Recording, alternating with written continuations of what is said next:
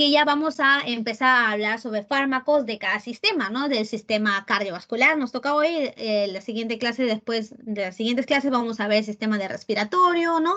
Sistema o fármacos que sirven para la enfermedad de diabetes exclusivamente, fármacos que sirven, ¿no? Que actúan en el sistema renal, etcétera, ¿no? O sea, son más específicos, creo, los fármacos, ¿no? Para ciertas enfermedades en el segmento del final. Y otra cosa que lo he notado, ¿no? En sus preguntas del final, es que son tantos los temas, son tantos los fármacos que hay que no son muy específicos las preguntas. O sea, en el parcial creo que eran más específicos, ¿no? Eran más rebuscados.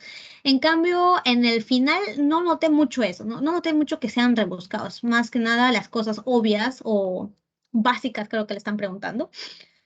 Así que bueno, nos enfocamos en esas cosas y la comprensión, ¿no? En sí del tema. Ya. Empezamos, creo que ya se está grabando y hoy vamos a ver 4 puntos de estas enfermedades cardiovasculares. Primer punto, ¿no? Que vamos a mencionar es la hipertensión, ¿no? Que es una enfermedad crónica muy importante, ¿no? Que vamos a tratarlo con los antihipertensivos, que vamos a mencionarlo ahorita. Luego vamos a hablar sobre los antiarrítmicos, ¿no? Las arritmias cardíacas, ¿no? Que son muchos tipos, ¿no? Tenemos muchos grupos de arritmias cardíacas. O sea, los antiarrítmicos, ¿no? Vamos a hablar acá sobre los antiarrítmicos. Luego los antianginosos, ¿no? El síntoma de la angina, ¿no? Que lo vamos a explicar luego, ¿no? Cómo tratar a esos síntomas. Y por último, ¿no? Tratamiento para las insuficiencias cardíacas en general. Ya, empezamos, ¿no? Con el primer tema que son los antihipertensivos. Vamos a ver. Ah, ya, la diapositiva ya está subida al Teams, así que lo pueden descargar ahí. Espero que les ayude. Y definiendo primero la hipertensión arterial. Vamos a ver con nuestro punterito. Espero que no se haga muy largo esta clase, pero igual aténganse a las consecuencias. Vamos a ver, la hipertensión arterial, ¿no? Ustedes ya vieron en fisiopatología del sistema cardiovascular, ¿no? Se define como una presión arterial sistólica mayor de 139 milímetros de mercurio o una presión arterial diastólica, ¿no? Por encima de 89 milímetros de mercurio. No, si una de ellas está elevada por más de estos niveles, ya es una hipertensión arterial, ¿no? Y para eso tenemos clasificaciones, ¿no? De la presión arterial. También existe, ¿no? La hipotensión, ¿no? Que puede ocurrir si administramos mal a estos fármacos antihipertensivos, ¿no? Cuando hace demasiado efecto hipotensor, no puede generar una hipotensión, que es una presión arterial sistólica de menor de 80 y una presión arterial diastólica de menor de 60 milímetros de mercurio. Y lo normal ya sabemos, ¿no? Que es entre 80 a 120 la sistólica y de 60 a 80 milímetros de mercurio la diastólica. Existe, ¿no? Una prehipertensión, ¿no? Que es un estado, no es una enfermedad, ¿no? Pero sí es un estado muy riesgoso, ¿no? Que el paciente pueda progresar a la hipertensión arterial, que sí es una enfermedad. Acá los rangos van a ser de 120 a 139 y la diastólica de 80 a 89. Y acá la hipertensión se puede clasificar en dos: grado 1, grado 2, grado 1, grado 2. Grado 1 es de 140 a 159, la sistólica, y 90 a 99, no sube entre 9 y 9. Y a la presión, la hipertensión grado 2 va a ser mayor a 160 en la sistólica y mayor de 100 en la diastólica. Y existe otra entidad, ¿no? Otra enfermedad que es la crisis hipertensiva, que ya va a ser una emergencia o una urgencia médica, ¿no? Que se tiene que tratar inmediatamente. Acá ya el paciente puede venir con mareos, vómitos, ¿no? Por culpa de la presión arterial que se ha subido mayor de 180, que ya está en las nubes su presión arterial, ¿no? Hay gente que llega hasta 200, ¿no? Y obviamente va a tener una cefalea intensa, vómitos, mareos, y hasta Tania, disculpa, parece que no estás compartiendo la diapositiva. ¿no estoy compartiendo? O sea, O sea, está sí el lo estás haciendo, PPT. pero no se puede ver que estés Ajá. pasando a la diapositiva. Nos hemos quedado en la primera. Sí, estamos acá, en la presión arterial. Ya, estábamos en la anterior a esa. Acá. Ahora ya ven. Sí, justo ahí. Sí, claro, gracias. Ah, chale, ya. Sí, está raro mi máquina, es que está viejita ya. Lo siento, gracias por avisarme, chicos. Les hablaba, ¿no? De las categorías, que ya lo he mencionado, lo pueden ver acá, ¿no? La definición de la presión arterial, ¿no? Que tenemos niveles de la presión, ¿no? Si es mayor de 139 en la sistólica, y es una hipertensión arterial. Si es mayor a 89, ¿no? En la presión diastólica ya es una hipertensión arterial, ¿no? Si una de ellas ya está elevado, es hipertensión arterial, ¿no? No es necesario que ambas estén elevadas, ¿no? Si una de ellas está elevada, ya es hipertensión arterial. Al igual que la crisis hipertensiva, si ya la sistólica lo tiene mayor de 180, 200, 220, ya estamos en una crisis hipertensiva, ¿no? Una urgencia, emergencia médica, donde puede dañar el cerebro, el riñón, el corazón, ¿no? Puede generar insuficiencia renal aguda, ¿no? Y hasta en el cerebro, ¿no? Puede generar accidentes cerebrovasculares, ¿no? Cuando ya hay esta presión demasiado elevada. Y en general, ¿no? ¿Por qué tratamos a esta hipertensión? En sí, la hipertensión sabemos que es una enfermedad asintomática, o sea, nosotros no nos damos cuenta si se sube nuestra presión a 120, 139, 140, o sea, no nos damos cuenta. Es una enfermedad silente, ¿no? Insidiosa, que es muy peligrosa. La hipertensión arterial, ¿no? El aumento de la presión, ¿no? De nuestro flujo sanguíneo nos puede generar daño a ciertos órganos, ¿no? Que le llaman los órganos diana de la hipertensión arterial, ¿no? Que no está acá, lo pueden anotar. Cerebro, riñón y el corazón en sí. En el riñón puede generar insuficiencia renal crónica aguda. En el cerebro, ¿no? Puede generar accidentes cerebrovasculares, ¿no? Un infarto, ¿no? En el cerebro. Y en el corazón en sí, ¿no? El corazón puede empezar a tener cambios, ¿no? Como el corazón, su función, ¿no? Que vamos a mencionar ahorita, es bombear la sangre. Si hay mucha resistencia, ¿no? Por culpa de la hipertensión arterial, ¿no? Si hay mucha resistencia a la hora de bombear la sangre, no puede bombear bien. Para contraatacar eso, el corazón empieza a crecer, empieza a proliferarse, a engrosar su tejido muscular y que ocasiona una cardiomegalia, ¿no? Que es el incremento del volumen del corazón. Y así. Son estos órganos, ¿no? Diana de la hipertensión arterial. Y para que no haya estos cambios en el cuerpo, ¿no? Nosotros vamos a tratar a la hipertensión arterial con los antihipertensivos que vamos a mencionarlo hoy. Luego vamos a ver cómo podemos calcular la presión arterial, ¿no? O en qué se basa la presión arterial. Primero ya hemos visto, ¿no? Esta ecuación, ¿no? En el parcial también. La presión arterial se define como la multiplicación entre el gasto cardíaco por la resistencia vascular periférica. Acá vamos a ver qué es la resistencia vascular periférica, que se entiende más o menos por el nombre. Es la resistencia que genera los vasos sanguíneos, ¿no? La pared de los vasos sanguíneos.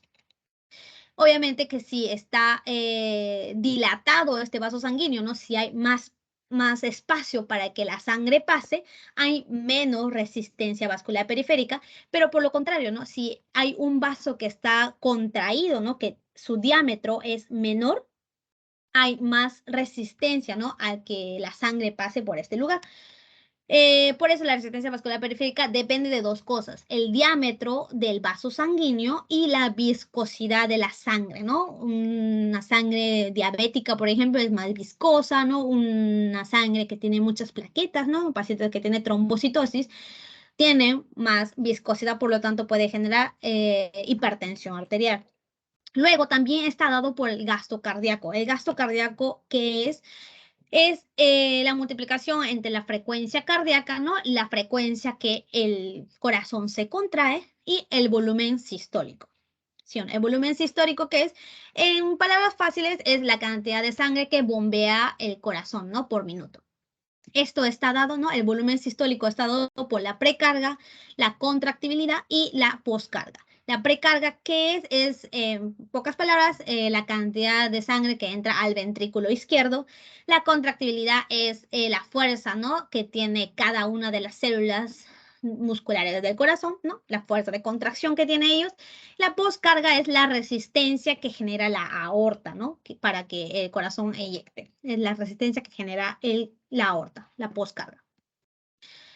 Luego, ¿no? Para regular esta presión arterial de nuestro cuerpo tenemos dos sistemas fundamentalmente. Dos sistemas, básicamente, ¿no? Un sistema que actúa al instante, ¿no? En milisegundos, que es el sistema nervioso simpático en conjunto con los vasoreceptores, Y un sistema ya más tranquilo de regulación a largo plazo va a ser el sistema renina-angiotensina-aldosterona, ¿ok? Estos dos sistemas vamos a explicar ahorita. Primero, el sistema que actúa más rápido, que son el sistema nervioso, el sistema simpático y los vasoreceptores. Tenemos vasoreceptores, que son receptores que captan el cambio de la presión arterial de nuestro cuerpo. Están en dos sitios. Tenemos los vasoreceptores que están en el seno carotídeo, ¿no? En la bifurcación de la carótida externa y la carótida interna. Y el otro lo tenemos acá, en el callado aórtico, ¿no? Tenemos estos dos receptores y estos receptores van a captar el cambio de la presión arterial de nuestro cuerpo. Cuando la presión arterial de nuestro cuerpo baja, ¿no? La presión arterial media disminuye, hay una descarga de estos vasoreceptores, ¿no? Se activan y empiezan a generar impulsos eléctricos, ¿no? Porque ya es un sistema nervioso simpático. Ellos van a activarse, van a conducir esta información al centro cardiovascular que se encuentra en el bulbo, ¿sí o no? Ya un sistema nervioso en el cerebro. Está en el cerebro. En este centro, ¿no? Lo que va a ocurrir también son impulsos donde dan señales al sistema nervioso parasimpático y al sistema nervioso simpático. ¿Qué le dice este centro cardiovascular al sistema nervioso parasimpático? Que disminuya, que no trabaje, ¿no? Que no disminuya, que no active su acción. ¿Y qué hace? Aumenta la frecuencia cardíaca. En el sistema simpático, que era el que generaba, ¿no? Aumento de la frecuencia cardíaca, lo dice actívate. Activa tu tono simpático, aumenta el tono simpático y aumenta la frecuencia cardíaca. Aparte también aumenta la fuerza de contracción, ¿no? Del corazón y también hace vasoconstricción, ¿no? En la periferia, en todos nuestros vasos sanguíneos. Por lo tanto, ¿qué hace? Aumenta la presión arterial, ¿no? Esa es su forma de regular de este sistema, ¿no? De la primera sistema que estamos hablando. Segundo sistema, ¿no? Que es el sistema renina-angiotensina-aldosterona, que es un sistema muy importante, ¿no? Lo hemos visto en la fisiología, pero acá lo vamos a repasar antes de empezar con los fármacos. Porque siempre repasamos estos sistemas de la fisiología, porque los fármacos van a actuar en estos sistemas, justamente bloqueando al sistema, ¿no? Vamos a explicar por qué. Primero, ¿no? Cuando hay un descenso, obviamente, de la presión arterial, nosotros vamos a querer aumentar la presión. ¿Cómo? ¿No? Ya teníamos a un sistema que era el sistema simpático. Ahora, el sistema de las hormonas, el riñón también se activa. El riñón también tiene sus receptores que hacen generar a la renina, que es una hormona que nos genera los riñones. ¿Ok? La renina. ¿Esta renina qué hace? Tenemos al angiotensino. ¿Cómo era? Ay, ya me olvidé, Dios mío. A la angiotensinógeno, a esta proteína que es secretada por el hígado, ¿no? Al angiotensinógeno. Ellos van a ser convertidos, ¿no? A la angiotensina 1, tipo 1, gracias a la renina, ¿no? Que funciona como una enzima también, o sea, es una hormona, pero funciona como enzima. Esta angiotensina 1 va a ser convertida gracias a la enzima convertidora de angiotensina en una angiotensina 2, ¿no? Que este es el producto final de este sistema.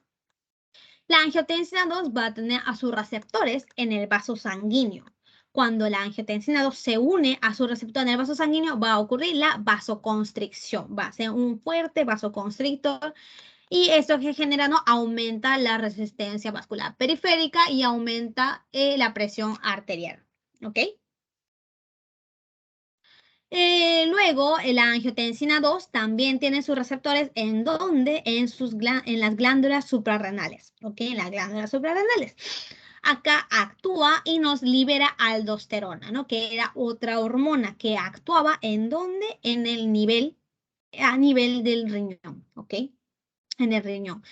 La función de la aldosterona es retener sodio, ¿no? Reabsorber sodio en los túbulos renales y secretar potasio. Acuérdense de eso. Reabsorben sodio y secreta potasio. Cuando reabsorbemos sodio, ¿qué ocurre? También en conjunto con el sodio se reabsorbe más líquido, se absorbe más agua. ¿Y qué hace el riñón? ¿No? Concentra la orina y por lo tanto, y al final ¿no? nosotros orinamos una orina concentrada. La aldosterona hace esa función, ¿no? Y se activa más cuando ocurre este estímulo de la angiotensina 2. ¿Qué hace la aldosterona? Una retención salina, o sea, retención del sodio. Por lo tanto, ¿no? Aumenta la cantidad de líquido en nuestro cuerpo y aumenta la presión arterial. ¿Ok? Ese es su segundo efecto que hace este sistema. A ver, en conclusión, ¿no? La angiotensina 2, esta molécula que es generado gracias a la enzima convertidora de angiotensina, ¿qué hace? Un efecto instante va a ser vasoconstricción, ¿no? En los vasos sanguíneos y aumenta la sensibilidad de la noradrenalina. Muy bien, aumenta la sensibilidad a la noradrenalina en los vasos sanguíneos. Es un efecto instante que tiene la angiotensina 2. Luego, ¿qué más hace? Aumenta la filtración glomerular y también la retención del líquido y por lo tanto nos eleva la presión arterial, ¿no? Es un efecto a mediano plazo. Luego secreta la aldosterona, que su función de la aldosterona era a nivel de los túbulos renales, reabsorbiendo sodio y líquido. Por lo tanto, aumenta el volumen de la sangre y por lo tanto nos genera aumento de la presión, ¿no? Otro efecto a mediano plazo. También tiene un efecto a largo plazo, que es la proliferación celular. Habíamos dicho que no, para aumentar la presión arterial, ¿no? Para contrarrestar, digamos, esa hipertensión del cuerpo, ¿no? Nosotros proliferamos, ¿no? Las células del corazón para también tener suficiente fuerza para poder inyectar sangre. Así que va a haber una proliferación de las células de los cardiomiocitos y también de los vasos sanguíneos, ¿no? Para aumentar la presión. Se engrosan los vasos sanguíneos, ¿no? Y por lo tanto hay más resistencia vascular periférica y hay más presión arterial. Ese es su efecto a largo plazo de esta angiotensina 2. Esta angiotensina 2 va a actuar en dos receptores, ¿no? En nuestro cuerpo. Receptor AT1 y receptor AT2, ¿ok? Son dos tipos de receptores. Básicamente, no todo este sistema de aumentar la presión arterial está dado por el AT1, cuando la angiotensina 2 se une al receptor AT1. ¿No? El AT1, ¿qué hace cuando se activa? Va a hacer vasoconstricción, secreción de la aldosterona, modula el balance de sodio, libera las catecolaminas. ¿Qué más? Aumenta la proliferación vascular, ¿no? Aumenta, ¿no? Lo engrosa a las células de los vasos sanguíneos, etcétera. Por lo contrario, ¿no? Obviamente, para que no se active demasiado este receptor, nosotros lo que hacemos es también activar a este receptor que contrarregula la hipertensión, ¿no? Que la AT2, su función va a ser vasodilatación, ¿no? Todo lo contrario, va a ser un antiproliferativo, no prolifera ninguna célula, va a generar apoptosis, la triuresis, ¿no? Que es la secreción de sodio por el riñón. O sea, todo un efecto contrario. No, acuérdense de estos dos receptores y del sistema en sí. Ya no se olviden, espero que lo hayan anotado, todo el sistema. Si entendieron, espero que hayan entendido. Si no, vamos a repetirlo, porque es muy importante.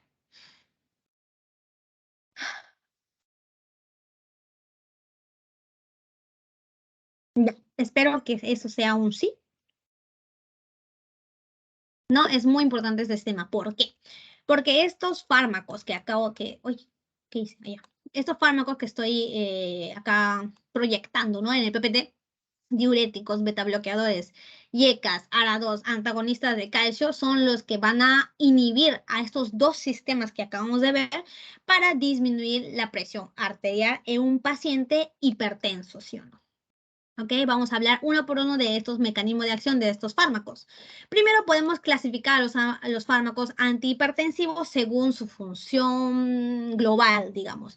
El tratamiento para la hipertensión, ¿no? Su objetivo, primero tenemos disminuir la resistencia vascular periférica, ¿no? Que era uno de los factores de aumentar la presión arterial. También tenemos al grupo que disminuye la volemia. Volemia, que es la cantidad de líquido, de sangre que circula por los vasos sanguíneos. Disminuyendo la volemia, nosotros podemos disminuir el gasto cardíaco. Claro, es obvio porque si disminuimos la cantidad de sangre que pasa por el corazón, ¿no? El corazón no necesita bombear tanto, ¿no? Y así disminuye la función del corazón, ¿no? Descansa el corazón, disminuye el gasto cardíaco. Ya. Dentro de los que disminuyen, ¿no? Su resistencia vascular periférica son los que bloquean al sistema renina-angiotensina, ¿no? Los que bloquean al sistema que acabamos de mencionarlo son los YECAS y los ARA2. Tenemos a los calcioantagonistas. Estos van a dilatar a los vasos sanguíneos. Tenemos tres tipos que vamos a mencionarlo. Los que deprimen el sistema simpático, ¿no? El sistema simpático era uno de los que regulan la presión arterial, ¿no? De forma rápida y vasodilatadores, ¿no? Luego acá en los que disminuyen la volemia tenemos a los diuréticos, muy importante, tenemos una clase exclusiva para los diuréticos, ¿no? Que es la siguiente clase. Los diuréticos que hacen nos aumentan la orina, por lo tanto disminuye la cantidad de líquido que hay en nuestro cuerpo, nos disminuye la volemia y nos disminuye el gasto cardíaco. Y los beta bloqueadores también, ¿no? Habíamos dicho que teníamos receptores beta 1 que está básicamente en el corazón, ¿no? Ellos también, si bloqueamos a estos receptores, disminuimos el gasto cardíaco. Ya, empezamos con el primer grupo, ¿no? Acá habíamos dicho, ¿no? Que dentro de los bloqueadores del sistema renina-angiotensina-aldosterona, que era todo el sistema, ¿no? Que habíamos dicho, tenemos dos tipos. Uno, los YECAS, dos, los ARA2. Como pueden ver la diapositiva, se parecen bastante. Su mecanismo de acción, ¿no? Su farmacocinética, farmacodinamia, efectos adversos y efectos buenos que tienen estos fármacos, en general se parecen bastante.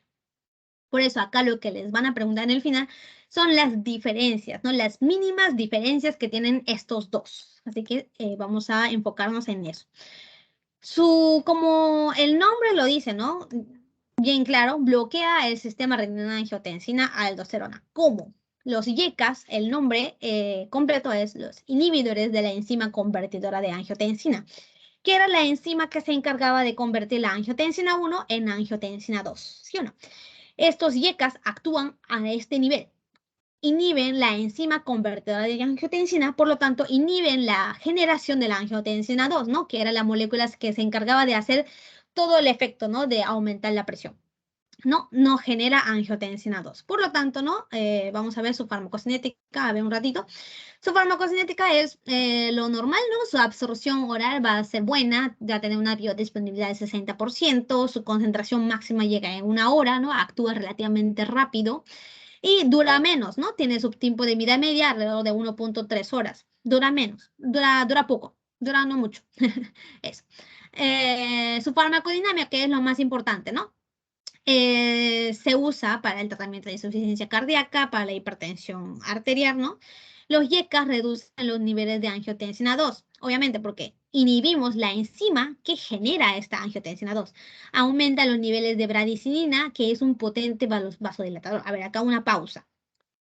La bradicinina es otra molécula que abunda en nuestro cuerpo, ¿no? Que se secreta en nuestro cuerpo, que es un vasodilatador. Ellos actúan en los vasos sanguíneos y nos generan vasodilatación.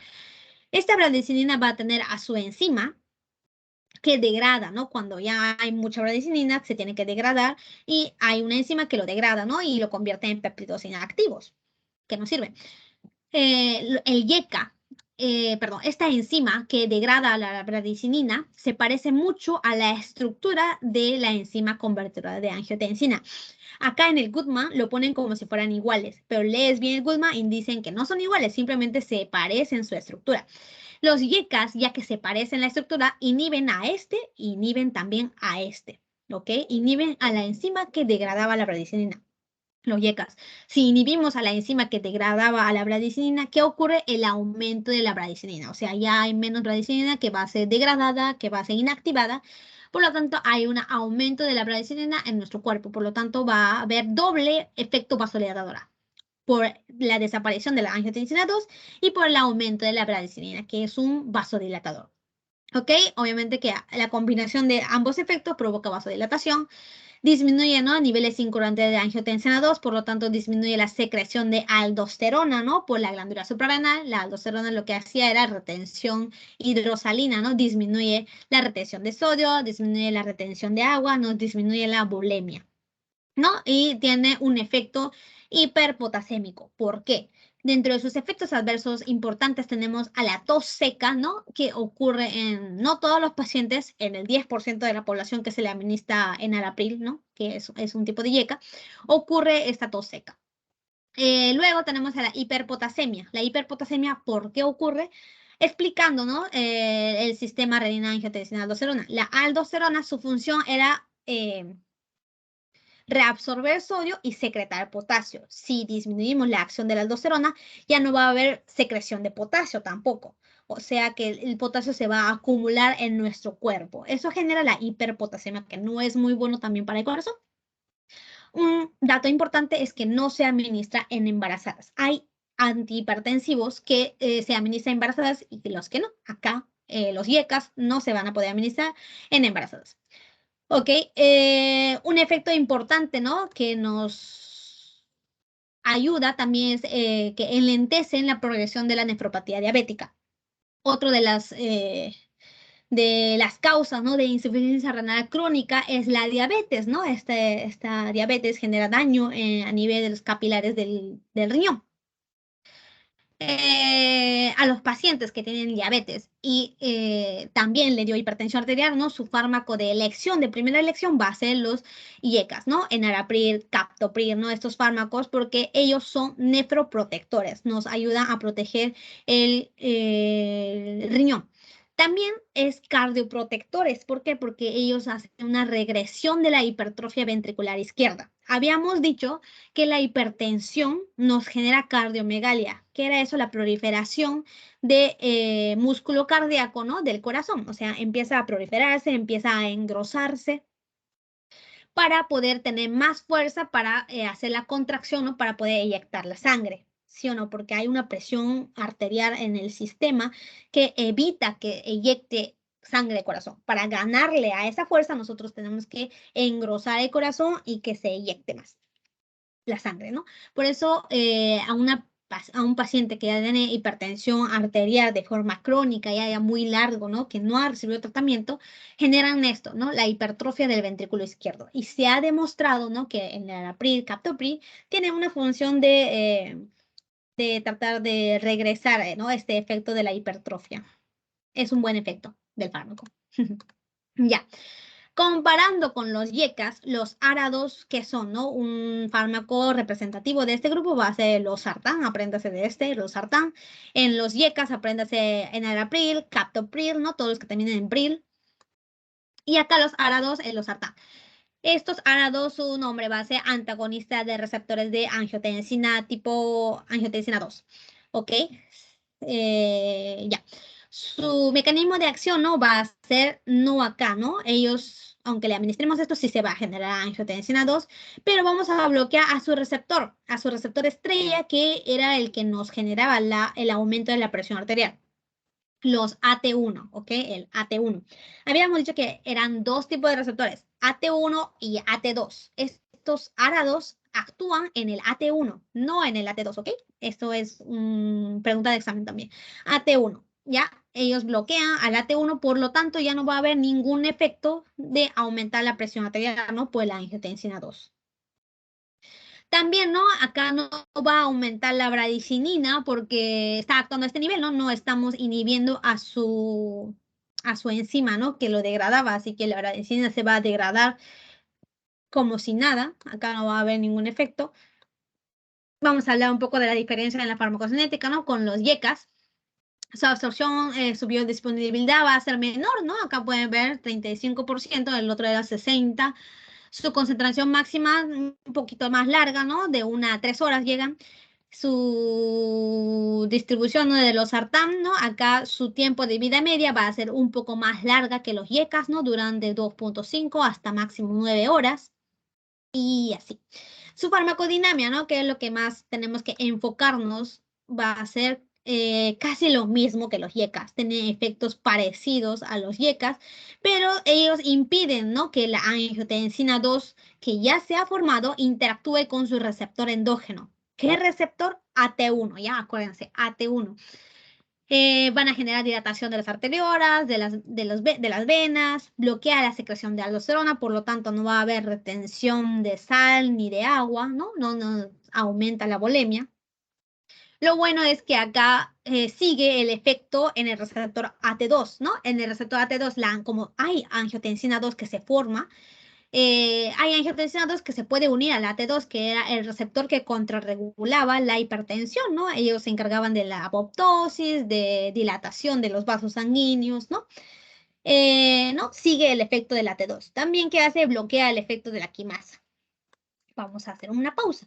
La quimasa, ¿qué es? Es una enzima que genera angiotensina 2, ¿no? Es otra enzima, al igual que la enzima convertidora de angiotensina que nos genera angiotensina 2, hay otra enzima, no tan importante, que genera angiotensina 2. Los YECAs, como actúan a este nivel, ¿no? Inhibiendo solo la enzima convertidora de angiotensina, el efecto de la quimasa no podemos evitarlo, ¿no? La quimasa sigue generando angiotensina 2 en poco porcentaje, ¿no? Poco porcentaje, pero sigue generando y esto nos puede aumentar la presión arterial. En cambio, acá, aunque se genera angiotensina 2, como estamos bloqueando ese receptor, también bloqueamos el efecto de la quimasa. Espero que se haya entendido. Y por lo tanto, ¿no? Nos disminuye la resistencia periférica y el efecto del aumento del volumen, ¿no? De la volemia. Sus efectos adversos es uno igualito, la hiperpotasemia. ¿Por qué? Porque disminuimos, ¿no? La secreción de aldosterona, que se encargaba de reabsorber, de secretar potasio. Como no podemos secretar potasio, se genera una acumulación de potasio en nuestra sangre y tampoco se administra en embarazada y tiene un efecto similar, ¿no? De enlentecer la progresión de la nefropatía diabética y de la regresión de la hipertrofia ventricular izquierda. Lo mismo. Un efecto adverso que los diferencia entre estos dos va a ser el efecto de generar tos seca, ¿no? En aproximadamente 10% de los pacientes que le damos YECAs, ¿no? Los YECAs, ¿no? Enalapril, captopril, ellos pueden generar tos seca, ¿no? En los casos clínicos les pueden decir, paciente que tiene hipertensión arterial, le hemos administrado un fármaco, y luego de una semana, 2 semanas, empezó con síntomas de tos progresiva seca. ¿Y qué fármaco le hemos administrado? Enalapril o YECAs, ¿no? Ahí elige en las opciones que les dan. Ya. Esta bradicinina, ¿no? Habíamos dicho que en los YECAs aumentaban la cantidad de nuestro organismo. Era bueno porque nos hacía vasodilatación, ¿no? Nos disminuía la presión arterial. Lo malo es que esta bradicinina en el árbol bronquial, ¿no? En nuestro sistema respiratorio, es un potente broncoconstrictor y mediador de inflamación, ¿no? Puede generarnos o sea, puede activar el sistema de inflamación acá y broncoconstricción. O sea, nos hace un efecto adverso en este sistema, generándonos tos seca, ¿no? Uno de los efectos adversos. Pero, ¿no? Como acá los ARA2, ¿no? Actúan en este punto, no acá, sino acá, bloqueando el AT1, no nos genera este efecto adverso, ¿no? Por eso a los pacientes que le han dado esta tos seca, ¿no? Vamos a cambiarle por el tratamiento a los ARTA, por ejemplo. Ya, ¿no? Una característica, ¿no? de esta tos es que no se mejora con un antitusígeno, ¿no? Normal, como la codeína. Ya, esa era la primera parte, ¿no? De los fármacos antihipertensivos más complicados. Ahora ya van a ser simples, que ya lo hemos visto en clases pasadas. Antagonistas de carbono. Tania, Dime. disculpa, ¿podrías repetir lo de la quimasa? O sea, La ¿cómo es? quimasa. Claro, ¿por qué se bloquea si supuestamente solamente esa angiotensina tiene efecto en AT2? Ya. Es que mira, en un estado fisiológico donde no hay fármaco, ¿no? Imagínate, donde no hay fármaco, hay otras enzimas que generan angiotensina 2, ¿no? Tenemos a la enzima convertidora de angiotensina que lo genera a partir de la angiotensina 1 y la quimasa que también a partir de la angiotensina 1 nos genera angiotensina 2. O sea, son dos enzimas. Obviamente que la proporción, ¿no? Del efecto que nos da la enzima convertidora de angiotensina es mucho más, digamos 99%. La quimasa nos da solo 1% de angiotensina 2 que se genera en nuestro organismo. ¿Ok? En los YECAs nosotros solo inhibimos a esta enzima, no a esta. O sea, esta enzima quimasa sigue generándonos angiotensina 2. O sea, el efecto de aumentar la presión arterial de la quimasa sigue porque nos genera angiotensina 2, ¿no? En los YECAs. En cambio, en los ARA2 nosotros vamos a bloquear que la angiotensina 2 se una a este receptor. Me refería que bloqueamos el efecto de la quimasa porque la quimasa puede estar generando angiotensina 2, lo que quiera, aunque sea de poquito porcentaje, ¿no? Puede generar angiotensina 2, pero ya no va a hacer efecto porque nosotros vamos a bloquear en este nivel, o sea, en el AT1, ¿ok? Por eso la quimasa no no va a poder hacer efecto porque la quimasa genera angiotensina 2, pero esta angiotensina 2 no va a poder hacer efecto en el AT1. Acá, sí, nosotros bloqueamos solo al ACE, ¿no? A la enzima convertidora de angiotensina. No bloqueamos a la quimasa. La quimasa puede generar angiotensina 2 y esta angiotensina 2 hacer efecto en el AT1. ¿Se entendió? O sea, más o menos que la angiotensina 2 que produce la quimasa tiene mayor afinidad con AT1 que con AT2. No, no, o sea, a ver, ¿cómo explicarlo? Lo que quería hacer la diferencia era en su mecanismo de acción de estos dos y su efecto, tipo los YECAs solo actúan a este nivel, no inhiben a la quimasa, ¿no? La quimasa puede generar angiotensina 2 y esta angiotensina 2 con una misma afinidad puede hacer efecto en el receptor AT1. Acá vamos a bloquear a su receptor. La quimasa, la enzima convertidora de angiotensina, pueden generar angiotensina 2, el mismo angiotensina 2, pero no va a poder actuar. O sea, vamos a bloquear al efecto de esta enzima y el efecto de esta enzima en conjunto, porque nosotros vamos a inhibir, ¿no? Que se una la angiotensina 2 en su receptor. ¿Entendió? Ah, ok, ok. Gracias, gracias. Sí, ya. Ahora Si no, sí. me escribes otra vez en el privado para, no sé, darte más ejemplos. Ya. Ahora empezamos con los antagonistas de canales de calcio. Pocas, a ver, ¿cómo lo puedo decir? Palabras fáciles, ¿no? El calcio, habíamos dicho que hacía dos cosas en nuestro sistema. En el sistema muscular aumentaba la contracción del músculo, ¿no? La contracción de cualquier tipo de músculo. Músculo cardíaco, músculo liso, músculo estriado. El calcio aumentaba la contracción, la fuerza de contracción de estos músculos. ¿Qué hacía en el sistema nervioso? En el sistema nervioso. En el sistema nervioso lo que hacía era cuando había mucho calcio, había liberación de las vesículas que estaban acumuladas, ¿no? En los neurotransmisores. Y había, ¿no? Más excitabilidad del nervio, es decir. Acá lo mismo, ¿no? El calcio cuando ingresa, no tenemos canales tipo L, ¿no? Canales tipo lento de calcio, ¿no? Así se llaman. Acá estamos en un músculo liso. El calcio entra, ¿no? Por ese estímulo, por el canal tipo L, ¿no? El calcio entra de fuera de la célula, entra al músculo liso de cualquier órgano y retículo sarcoplasmático genera más calcio, ¿no? Nos secreta más calcio. Este calcio va a unirse con la calmodulina, que era una proteína muy afín al calcio. Esta calmodulina calcio, ¿no? Esa subunidad va a activar a la cadena miosina ligera quinasa que tenemos acá, ¿no? La MLCK. Esta MLCK va a fosforilar a la miosina, ¿no? Se encarga de fosforilar a la cadena de miosina, se activa esta cadena de miosina y la miosina va a juntarse con la actina y hacer el puente cruzado y nos genera contracción del músculo, ¿no? Era toda una cascada intracelular, ¿no? Gracias al calcio, gracias a que se acumula calcio. Nosotros antagonizando a este canal de calcio vamos a disminuir esta contracción, vamos a dilatar a los vasos sanguíneos. Ese es su mecanismo de acción. Inhibir a este calcio, antagonizamos a este canal de calcio para que no haya entrada de calcio, por lo tanto no va a haber toda esta cascada que se necesitaba para contraer el músculo. ¿Ok? Ese es su mecanismo de acción. Lo importante acá son los tipos de antagonistas de calcio. Tenemos según su estructura, ¿no? Tenemos a las dihidropiridinas, benzotiazepinas y fenilalquilaminas, ¿ok? Y la diferencia entre estos tres grupos va a ser la afinidad que tiene según su tejido, ¿ok? Estos canales de tipo L de calcio está en el corazón, está en el músculo liso.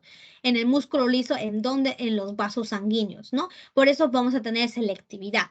Hay fármacos, ¿no? Los dihidropiridinas, por ejemplo, van a ser más selectivos a los vasos sanguíneos, a los canales tipo L que están en los vasos sanguíneos que en el corazón. Actúan más acá, se une más a estos receptores, a los canales de calcio tipo L que están en los vasos sanguíneos.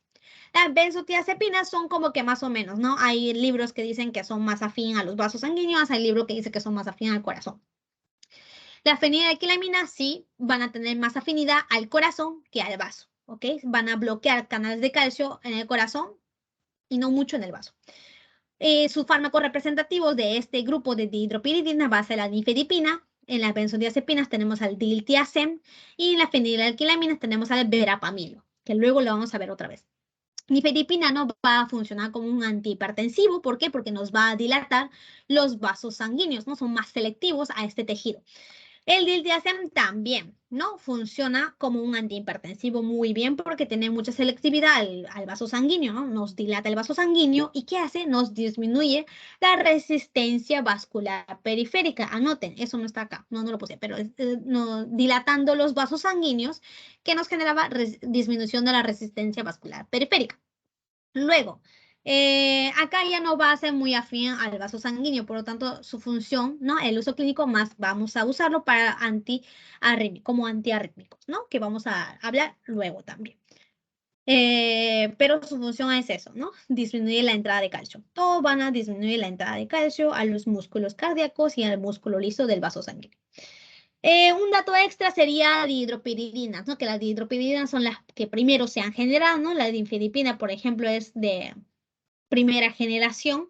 Tenemos otra, ¿no? Como la amlodipinas, ¿no? Que es de segunda generación, ¿no? Las dihidropiridinas se han generado y se dieron cuenta que tenía una vida media corta. Esto nos generaba arritmias reflejas, ¿no? Que es un efecto adverso que se puede ver en las nifedipinas. Y para disminuir este efecto, ¿no? Hemos generado las benzodiazepinas, que tienen una vida media más larga y por lo tanto nos genera poco reflejo simpático y no nos genera arritmias, ¿no? Nos disminuyó este efecto adverso. Como efecto, otros efectos adversos va a ser el spam coronario, ¿no? Y de los vasos sanguíneos, ¿no? Puede generarnos enfermedades isquémicas, ¿no? Como infarto al corazón o infarto al cerebro, ¿no? Que son muy pocos, pero existen. Ya, ahora, segundo grupo, tercer grupo, los que deprimen al sistema nervioso simpático de la cabeza. Ya. Habíamos visto ya esta diapositiva, ¿no? Teníamos dentro de los que inhiben al sistema simpático, vamos a usar a los antagonistas del alfa 1 selectivo, ¿ok? A ellos. Habíamos dicho, ¿no? Que en el vaso sanguíneo estaban estos receptores alfa tipo 1. Alfa 1. Su función era vasoconstricción, ¿no? Habíamos dicho que este alfa 1 era tenía una proteína GQ, ¿no? Era un receptor metabotrópico. Su amplificador son los inositol trifosfato y diacilglicerol, ¿no? Acá y teníamos también al receptor alfa 2. Ellos estaban en el nervio presináptico y nos disminuían, ¿no? La liberación de neurotransmisores, ¿no? Nos disminuía el sistema simpático también. Ellos estaban acoplados a la proteína G inhibitoria que disminuye el AMP cíclico. Un ejemplo de los que se usan para antihipertensión va a ser la prazosina, ¿no? Como primerito. Ellos van a dilatar a los vasos sanguíneos y nos genera, ¿no? Disminución de la resistencia vascular periférica y por lo tanto disminuye la presión arterial. ¿No? Nos puede disminuir la presión arterial sin taquicardia refleja. Es muy efectivo, ¿no? Se usa bastante esta prazosina como antihipertensivo. Tenemos también, ¿no? Los agonistas selectivos de alfa 2. Los agonistas del alfa 2 son depresores del sistema nervioso simpático porque el alfa 2 nos disminuye la liberación de neurotransmisores, ¿no? De las catecolaminas.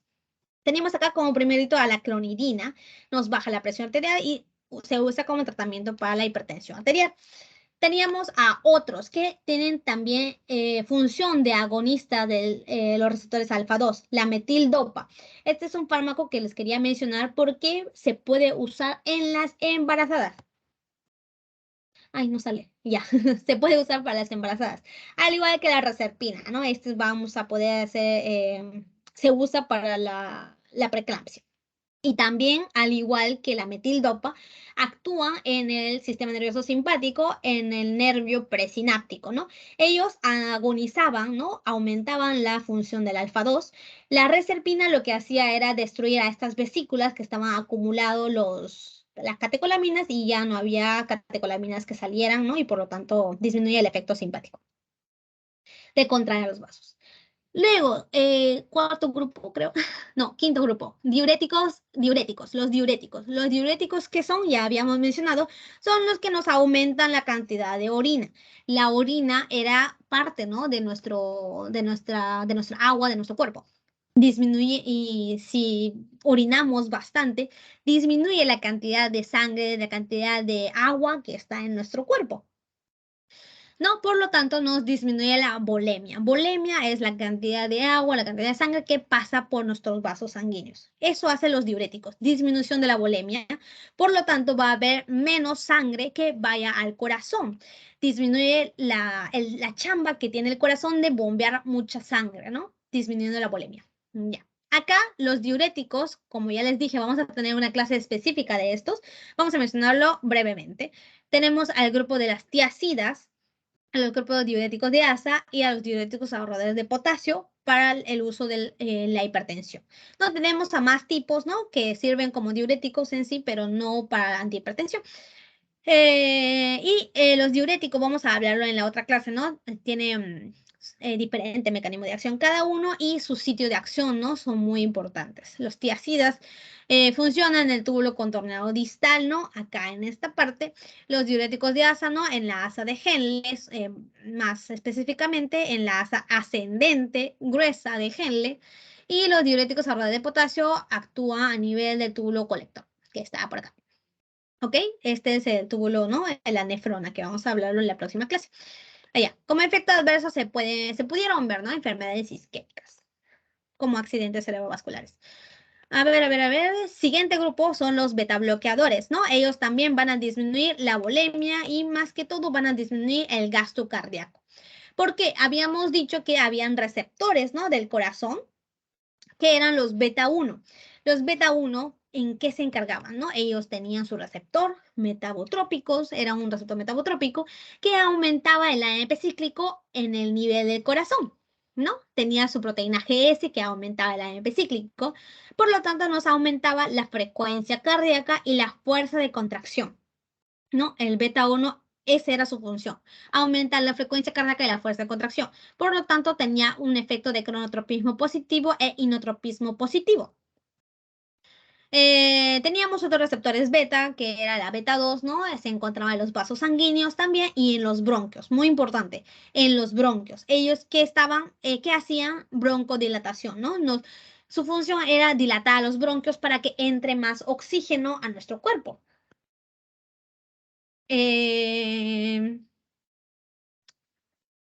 Sí, su función era relajar al músculo liso del sistema respiratorio, aumentando el AMP cíclico, ¿no? Acuérdense de esto.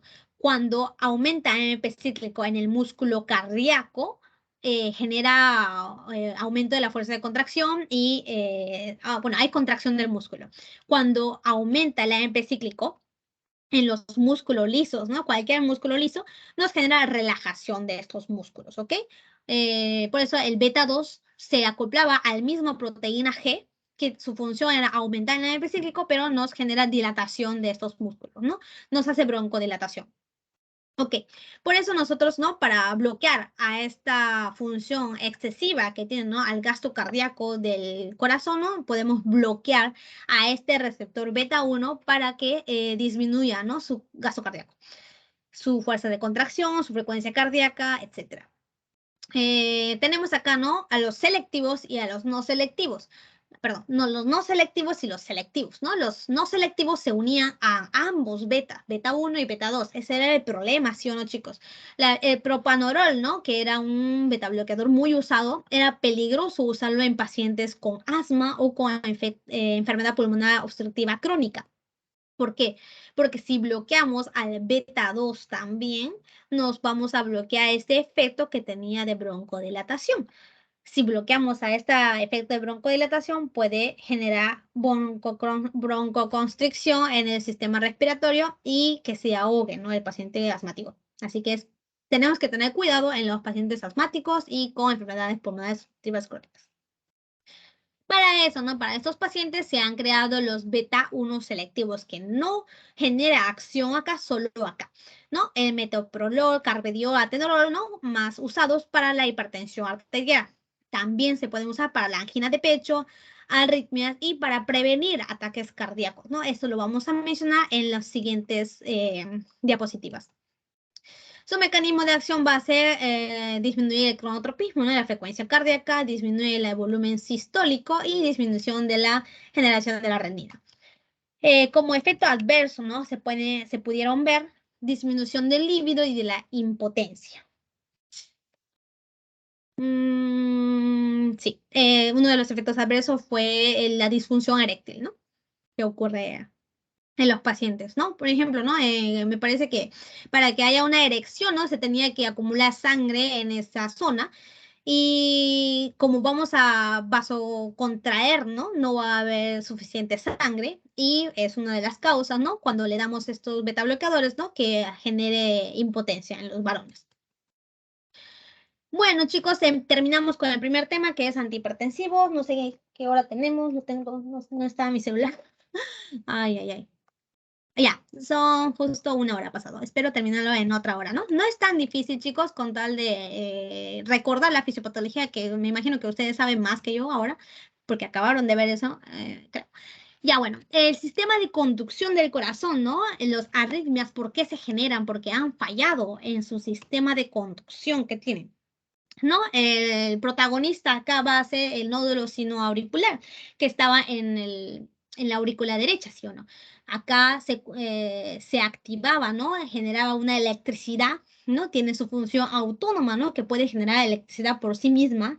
Estas células del nódulo sinusal, estas se van a activar, va a hacer una conducción, ¿no? En los cardiomiocitos y va a llegar al nódulo auriculoventricular. Estos van a activar más, ¿no? A las células de Purkinje, a las células a las de His y va a generar la conducción en todo nuestro corazón.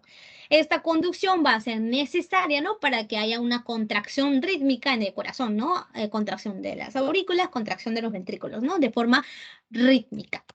Lo malo de las arritmias es que sean generados impulsos, ¿no? Para que, impulsos erróneos, digamos, ¿no? Para que se generen las arritmias. Y acá, ¿no? Hablando del sistema de conducción del corazón, es muy importante estas palabritas. Cronotropismo positivo, que ya habíamos hablado mucho, ¿no? Es la propiedad que tienen los marcapasos naturales, ¿no? Como el nódulo sinusal y el nódulo auriculoventricular. Del sistema de conducción, ¿no? Para aumentar o disminuir la velocidad del estímulo. O sea, ellos solitos van a regular, ¿no? Ese es el cronotropismo, ¿no? Que es lo mismo que frecuencia cardíaca, les había dicho.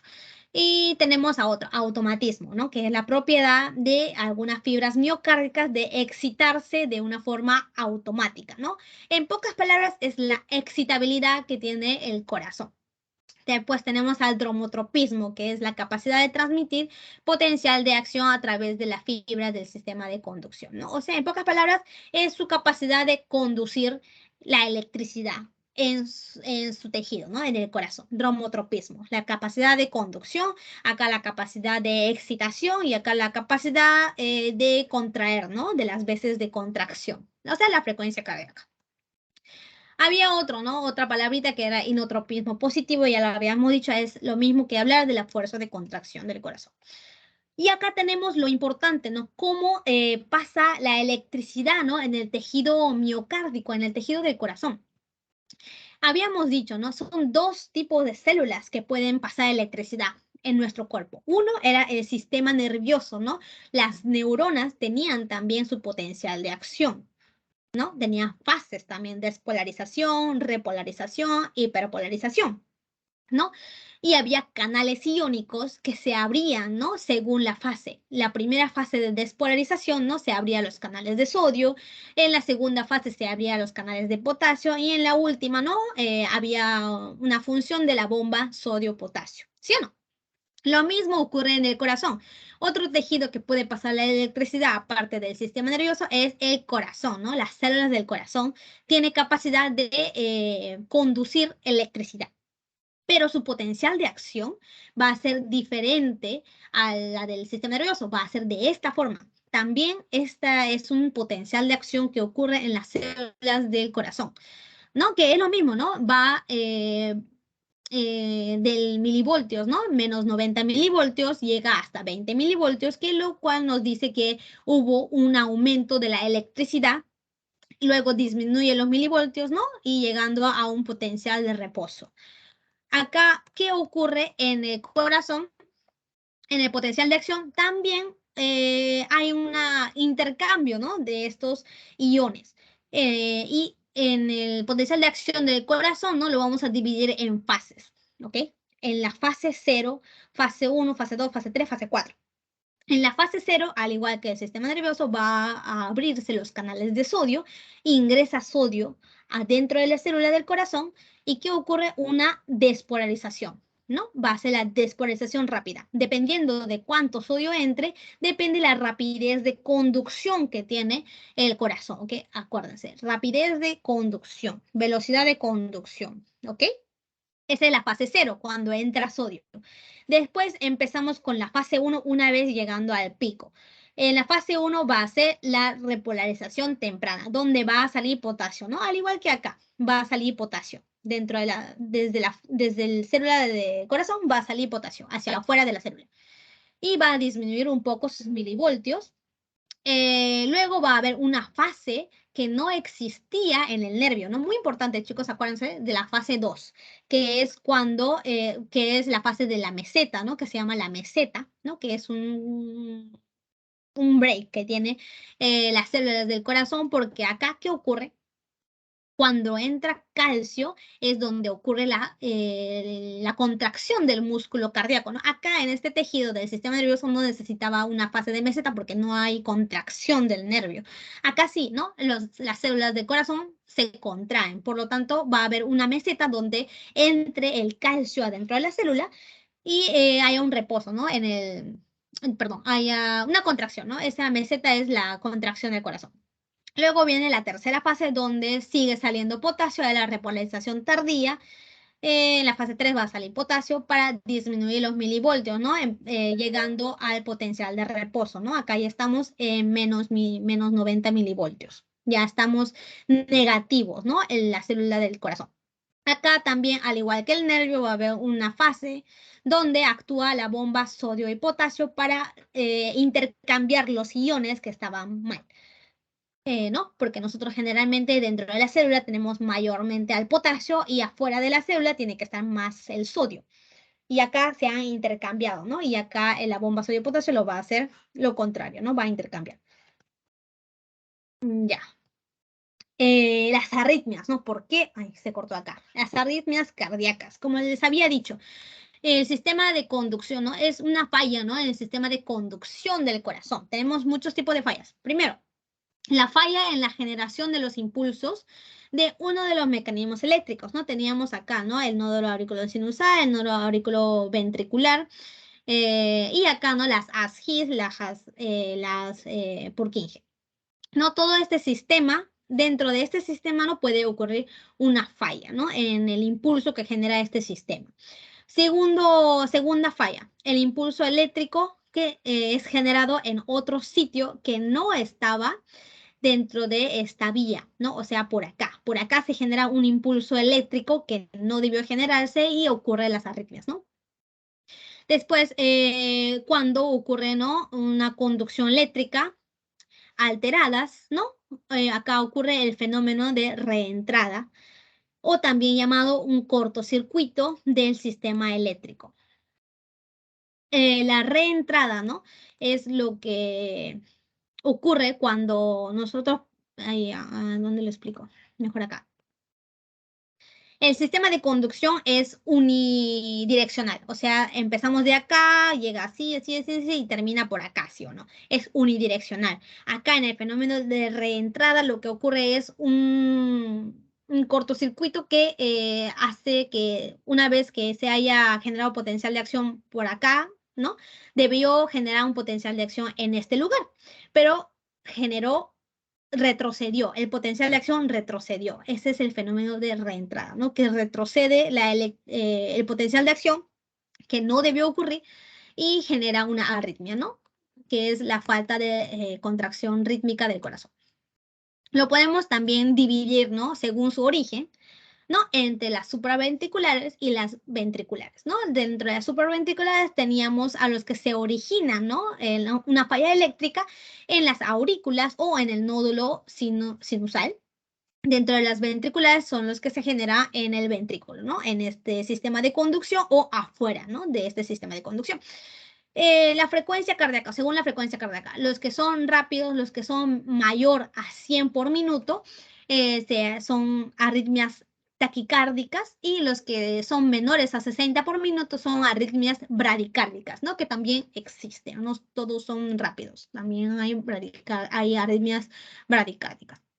Ya, sobre su modo de presentación, ¿no? Pueden ser agudas, paroxísticas, ¿no? Que de pronto, por un estímulo, se generó, ¿no? Una falla en la conducción, paroxísticas, ¿no? Es súbito, o crónicas, ¿no? Ya pacientes, por ejemplo, los que tienen fibrilación auricular, ¿no? Que ya es crónico. Bueno, y según, ¿no? ¿Qué tipo de falla ha tenido, ¿no? Tenemos a muchos tipos de fármacos antiarrítmicos. Y estos fármacos antiarrítmicos lo vamos a clasificar según clase 1, clase 2, clase 3, clase 4. ¿Ok? ¿Qué es lo que les van a preguntar en los exámenes? Estos antiarrítmicos, ¿no? Y ya que ha ocurrido una falla en la conducción del corazón, ¿no? Va a estabilizar la membrana, va a reducir, ¿no? La velocidad de conducción que tenía, ¿no? Hay una sobreexcitación del corazón, ¿no? Los antiarrítmicos van a reducir esto, va a disminuir su excitabilidad también. Tenemos a la clase 1, ellos van a actuar en la fase 0, van a antagonizar a los canales de sodio. Los de clase 2 son los que ya hemos visto, los antagonistas beta, ¿no? Los que bloquean al receptor beta, ellos van a actuar en la fase 2, fase 3 y fase 4. Los de clase 3 van a actuar en la fase 3, ¿no? Antagonizando a los canales de potasio. Y los clase 4 son los antagonistas de canales de calcio que actúan específicamente en el corazón en la fase 2, ¿no? En la meseta, ¿ok? Vamos a hablar uno por uno sobre estos antiarrítmicos. Otra vez, ay Dios, ya bueno. Como les dije, ¿no? Se clasifican según su mecanismo de acción en clase 1, clase 2, clase 3, clase 4. Los de clase 1, ¿no? Son los que bloquean al canal de sodio que se abría, ¿no? En la fase 0, ¿ok? En la fase 0. Ellos van a tener subtipos. ¿Según qué? Según el efecto sobre la duración del potencial de acción. O sea, este potencial de acción que acabamos de ver acá, oye, ¿dónde está? ¿No? Este potencial de acción, ¿no? Va a durar, digamos, 100, 200, hasta 300 milisegundos, ¿no? Que desde que se abra el canal de sodio hasta que termine de recambiar, ¿no? Los iones, la bomba sodio-potasio, ¿no? Dura 100, 200, 300 milisegundos, ¿no? Esa duración del potencial de acción, ¿no? La subclase 1A va a cortarlo. No, perdón, va a alargarlo, ¿no? Se encargan de alargar el potencial de acción, ¿no? La duración del potencial de acción. Los de clase 1B van a reducir su duración del potencial de acción y los de la clase 1C no lo cambian, o sea, son indiferentes, ¿no? No tienen nada que ver con la duración en sí del potencial de acción. Las tres van a antagonizar a este canal. Luego tenemos a los beta bloqueadores que habíamos dicho, ¿no? Actúan en la fase 2, 3, 4. Los que actúan, ¿no? Antagonizando el canal de potasio son los que actúan en la fase 3 y los antagonistas de calcio son los que actúan en la fase 2, ¿no? En la meseta, ¿no? Tenemos clase 1, clase 2, clase 3 y clase 4. Acuérdense de 1, 2, 3. ¿No? ¿Y qué tipo de mecanismo de acción hacían los fármacos de estas clases? ¿Ok? Tenemos que acordarnos. Por eso vamos a tratar de ver rápidamente, ¿no? Cada uno qué tipo de acción hacen. Primero vamos a hablar sobre los antagonistas de canales de sodio, clase 1A, que actúan alargando, ¿no? El potencial de acción, ¿no? Ellos actúan a este nivel, ¿no? Teníamos a la procainamida, disopiramida, quinidina. Procainamida, quinidina, disopiramina, ellos van a actuar a este nivel, ¿no? Bloqueando el canal de sodio, ¿no? Retrasan la repolarización, ¿no? Alargan la duración del potencial de acción, ¿no? Ese es un mecanismo de acción. ¿No? Disminuyendo la entrada de sodio, ¿no? Enlenteciéndolo más, nosotros vamos a disminuir la velocidad de conducción, ¿no? Porque eso hacía el sodio, ¿no? Nos ayudaba a despolarizar la membrana. Antagonizando esto, nosotros vamos a disminuir, vamos a estabilizar más a la membrana, ¿no? Para que disminuya la arritmia. No, hace un bloqueo leve de estos canales de sodio, alargan la potencial de acción. La quinitina, ¿no? Va a tener un vamotropismo negativo y bromotropismo negativo, ¿no? Y la disopiramina va a estar también en el grupo de los antimuscarínicos que actúa a nivel del corazón.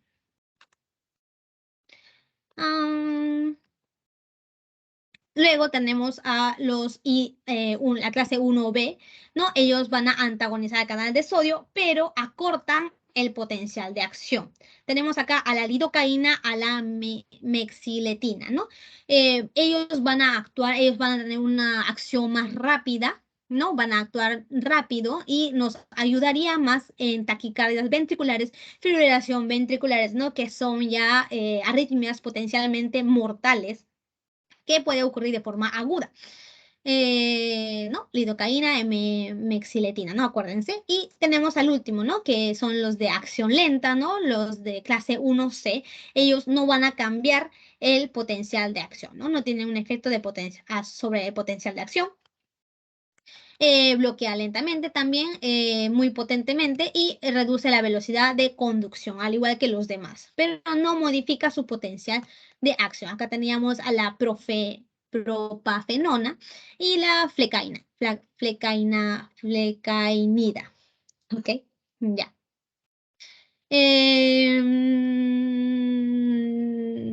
Ahí también teníamos a la mirosicina. Ya. Segundo grupo, los antagonistas del receptor beta, ¿no? Que ya habíamos dicho, ellos van a disminuir el automatismo, ¿no? Ellos van a actuar en la fase 2, 3, 4. ¿No? Teníamos a propanolol, que era un potente antagonista del beta 1, beta 2, ¿no? No selectivo. Esmorol, que actúa solamente en el beta 1, y acebutolol, que también actúa solo en el beta 1, ¿no?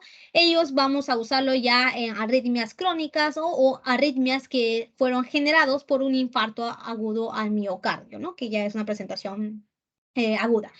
No, hay arritmias que por falta de irrigación sanguínea, ¿no? Por falta de oxígeno en el corazón, ¿no? Se generan, ¿no? Estos antagonistas de receptores de beta, ¿no? Pueden usarse para esto y también para taquiarritmias recurrentes.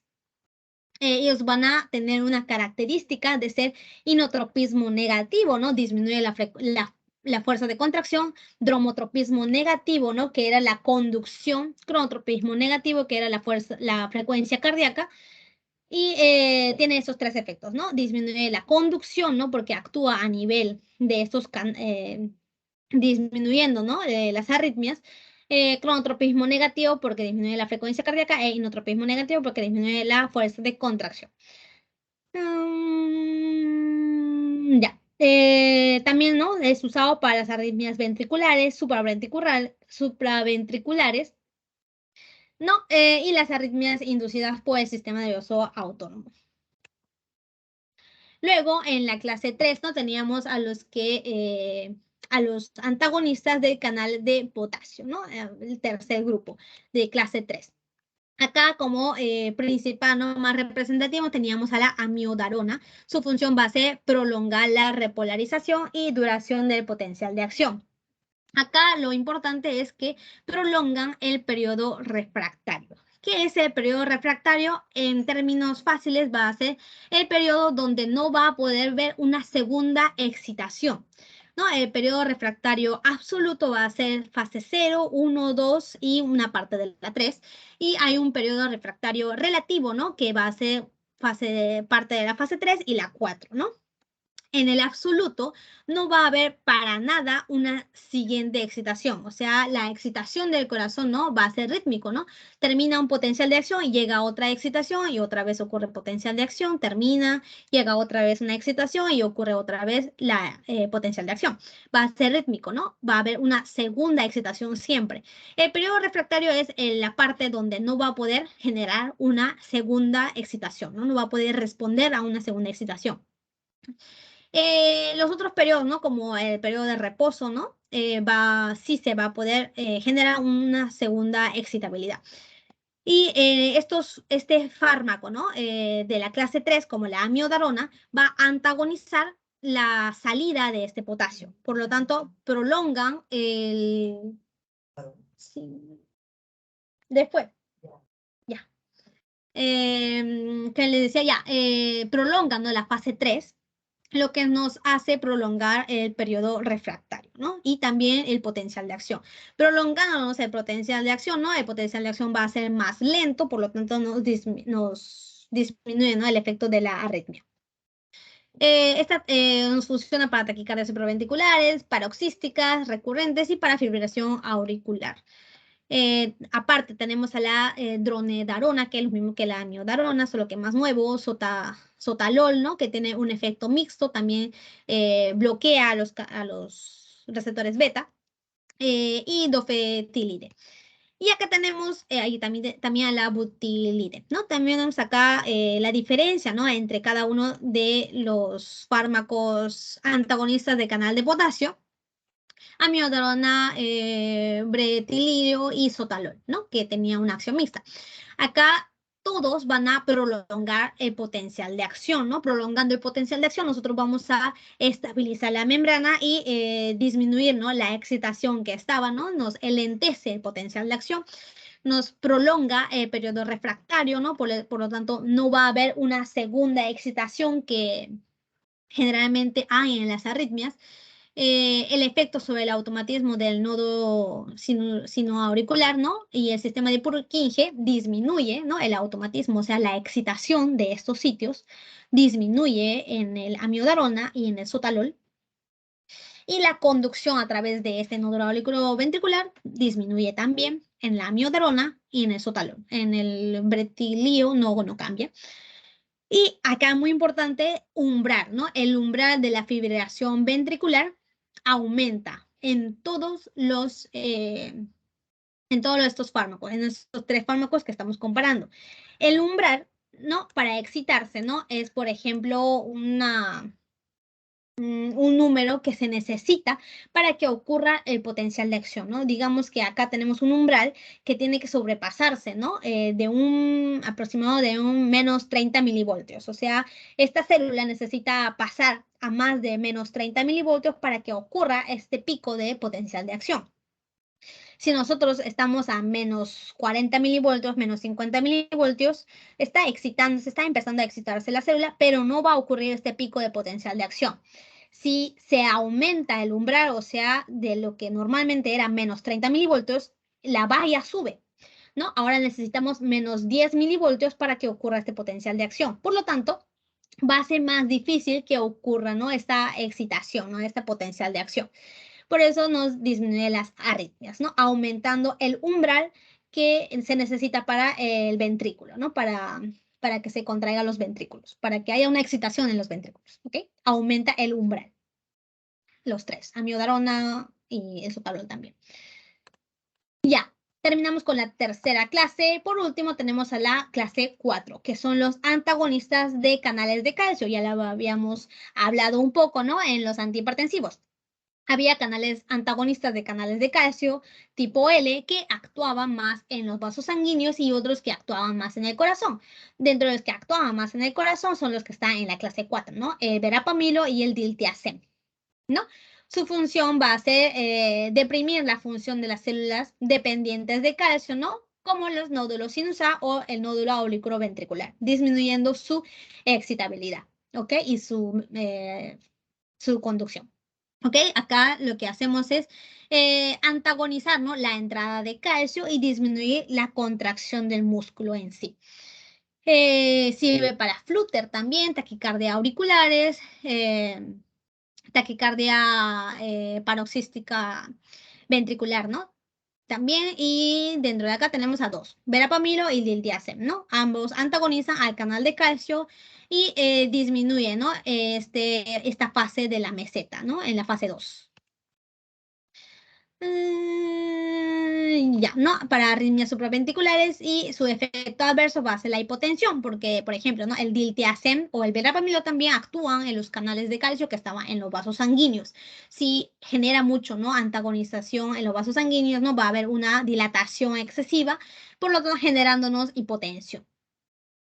Ya su inhibición, ¿no? En los canales de calcio, ¿no? Tipo L, ¿no? En las fibras musculares cardíacas, ¿no? Y acá lo que van a hacer es enlentecer, ¿no? La conducción en el nódulo sinoauricular y en el nódulo auriculoventricular, ¿ok? Lo enlentecen su conducción y su excitabilidad. Sirve como para taquicardias supraventriculares paroxísticas o fibrilación auricular o flúter auricular, ¿no? Que estos dos son generados por el fenómeno de la reentrada que habíamos dicho primerito.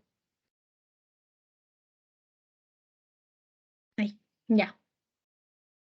Acá tenemos a otros antiarrítmicos que no estaban en la clasificación que acabamos de mencionar, ¿no? Tenemos acá la atenosina, sulfato de magnesio, potasio y digitálicos, ¿no? Acá vamos a mencionar los dos más importantes, ¿no? La digoxina y la adenosina, que también son usados como un antiarrítmico.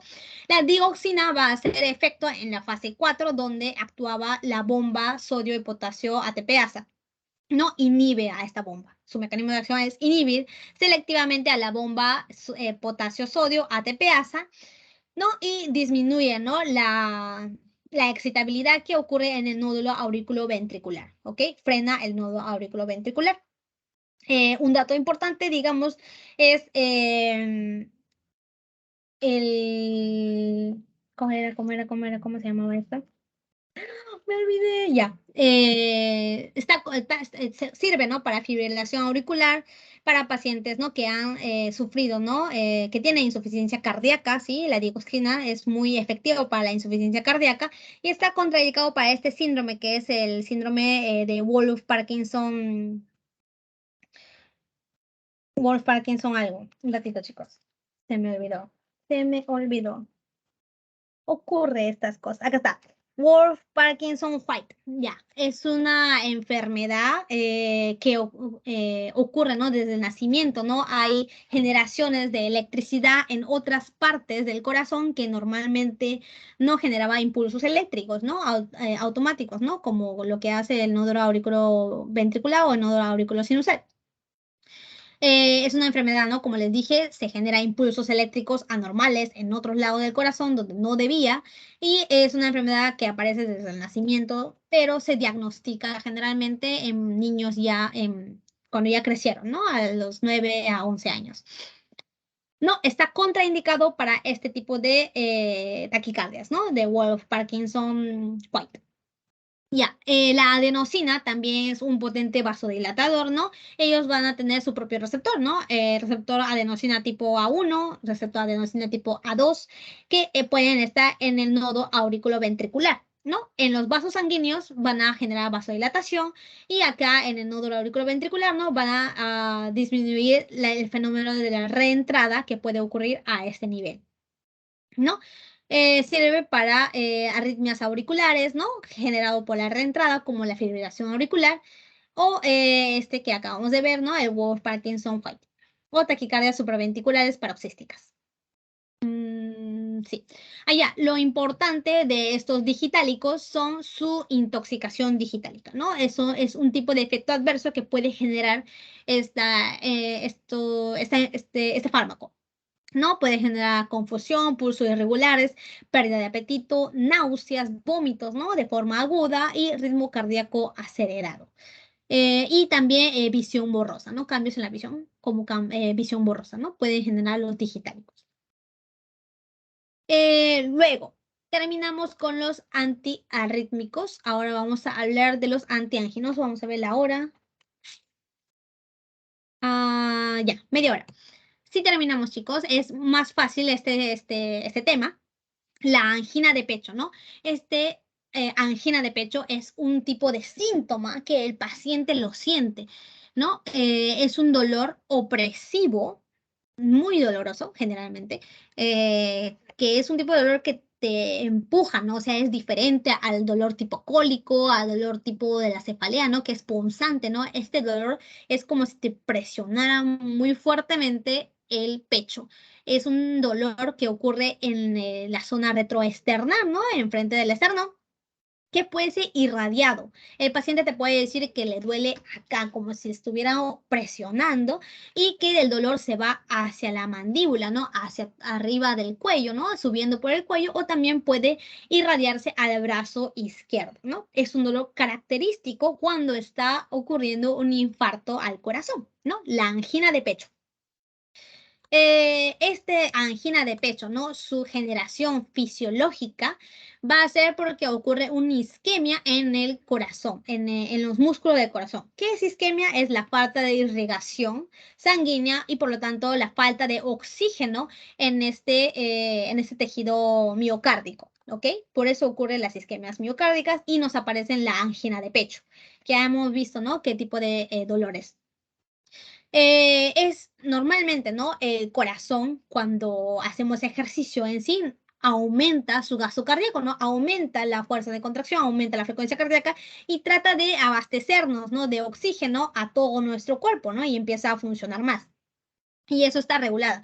Cuando no estamos haciendo ejercicio, cuando estamos tranquilos, nuestro gasto cardíaco va a estar normal, no va a estar tranquila. El desbalance, ¿no? Entre la perfusión coronaria y el consumo de oxígeno del corazón, ¿no? Es lo que genera la angina de pecho, ¿ok? El dolor, la angina de pecho. La perfusión coronaria, ¿no? Porque está dado es la gradiente de perfusión, la perfusión coronaria no está dado por la gradiente de perfusión coronaria, que es la resta, ¿no? Entre la presión arterial media y la presión de la aurícula izquierda. La duración de la diástole, ¿por qué? Porque en la diástole es cuando el corazón, ¿no? Puede recibir oxígeno, ¿no? ¿Quién le da oxígeno al corazón? Las arterias coronarias, ¿no? Y por eso es que el título, ¿no? Es perfusión coronaria. Bueno, acá, ¿no? La duración de la diástole. Si la diástole, ¿no? El tiempo, el periodo donde el corazón está relajado es mayor, nosotros vamos a tener mayor perfusión coronaria. Luego, las resistencias de las coronarias. La aterosclerosis, ¿no? Cuando hay acumulación de grasa, ¿no? En la íntima, ¿no? De la pared vascular, hay una obstrucción, ¿no? Podemos ver obstrucción del vaso sanguíneo, ¿no? Obstrucción del vaso sanguíneo y por lo tanto va a haber más resistencia de las coronarias, ¿ok? Y nos disminuiría la perfusión coronaria. Esto va a ser la perfusión coronaria y el consumo de oxígeno del miocardio, ¿en qué se basa? ¿No? En la frecuencia cardíaca, en la contractibilidad del miocardio y en la tensión que genera las paredes de los ventrículos, ¿ok? Del ventrículo en sí. Si esto está en balance, si la arteria coronaria te puede perfundir, ¿no? El oxígeno que tú necesitas, ¿no? O que el corazón necesita, no va a estar todo bien. Si se ocurre un desbalance de esto, nos aparece la angina de pecho, ¿ok? Ya, esa es la angina de pecho y nosotros vamos a tratarlo con fármacos antianginosos, ¿no? Su abordaje, ¿no? Su objetivo de estos antianginosos va a ser disminuir la demanda de oxígeno, ¿no? Disminuir, o sea, ¿no? La frecuencia cardíaca, disminuir la fuerza de contracción del corazón y disminuir la tensión del ventrículo. O podemos aumentar la oferta de oxígeno, o sea, digamos, ¿no? Dilatar las coronarias, ¿no? Que las coronarias estén más, pase más sangre por las coronarias, etcétera, ¿no? Actúa a nivel de las coronarias y a nivel de los vasos sanguíneos periféricos, ¿no? Aumentando la oferta de oxígeno para que llegue más oxígeno a nuestro cuerpo y así disminuir los síntomas de la angina. Y acá tenemos a todos los tipos de antianginosos que vamos a mencionarlo brevemente, uno por uno, para que no se nos haga más largo. el tema, el primer grupo muy importante, muy usado en la fase aguda, ¿no? Donde se está presentando la angina de pecho va a ser los nitritos y nitratos, que se han borrado, voy a cambiar PPT, nitritos y nitratos. Estos nitritos y nitratos en el organismo, cuando lo consumimos, se van a convertir en óxido nitroso, ¿no? En ON, oxígeno y nitrógeno, en óxido nitroso. Ellos van a actuar a nivel de la guanosin ciclasa, generando GMP cíclico, ¿no? Su función básicamente va a ser GMP, aumenta el GMP cíclico. Había fármacos, ¿no? Que aumentaban el GMP cíclico. Estos nitritos, nitratos activaba a la guanil ciclasa, ¿no? La guanil ciclasa, aumentando el GMP cíclico, ¿no? Que es un segundo mensajero dentro del corazón. No, dentro de los vasos sanguíneos, perdón, de los vasos sanguíneos. Este GMP cíclico, ¿no? Ellos van a activar, ¿no? A la cadena ligera de miosinquinasa, fosforilándonos. Sí, fosforilándonos, por lo tanto, la cadena ligera de miosina va a, no, perdón, desfosforilándose. El GMP cíclico, su función es desfosforilar a la cadena ligera de miosinquinasa. ¿Se acuerdan? Esta cadena de miosinquinasa era muy importante para la contracción de los músculos lisos.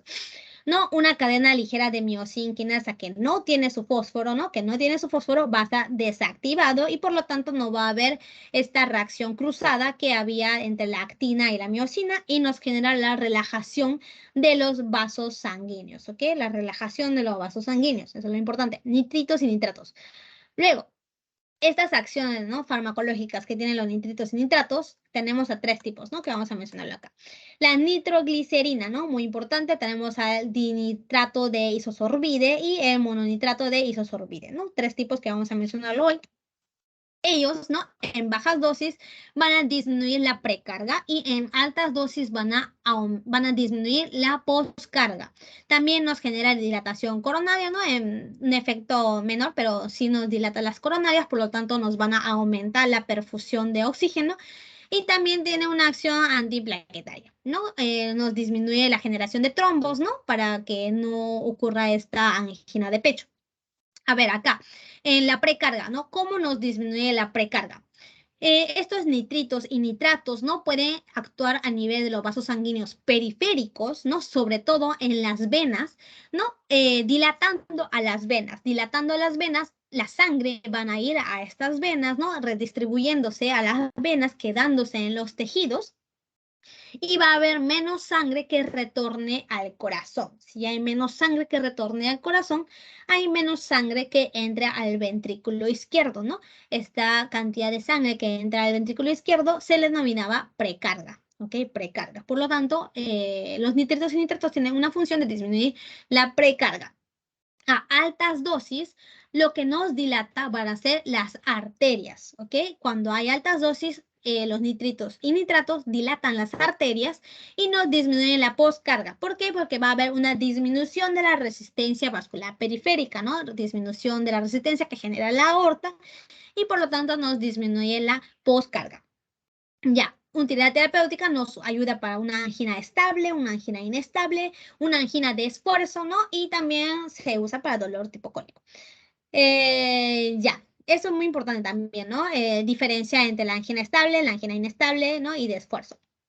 La angina de esfuerzo, por ejemplo, ¿no? Cuando un paciente ya tiene sus coronarias lleno de aterosclerosis, ¿no? Que está disminuido su diámetro, ¿no? Disminuido la pasa de sangre y tú empiezas a hacer esfuerzo, ¿no? Empiezas a hacer ejercicio y le ocurre un dolor opresivo retroesternal que se irradia a tu brazo izquierdo.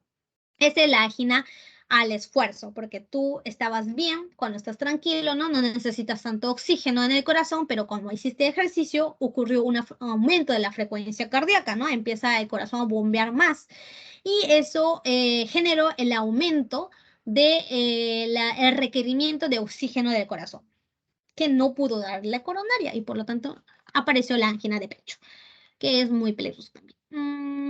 Ya. La angina estable, ¿no? Es cuando puede ocurrir espasmos en la coronaria que disminuye, ¿no? El pase de sangre hacia el corazón.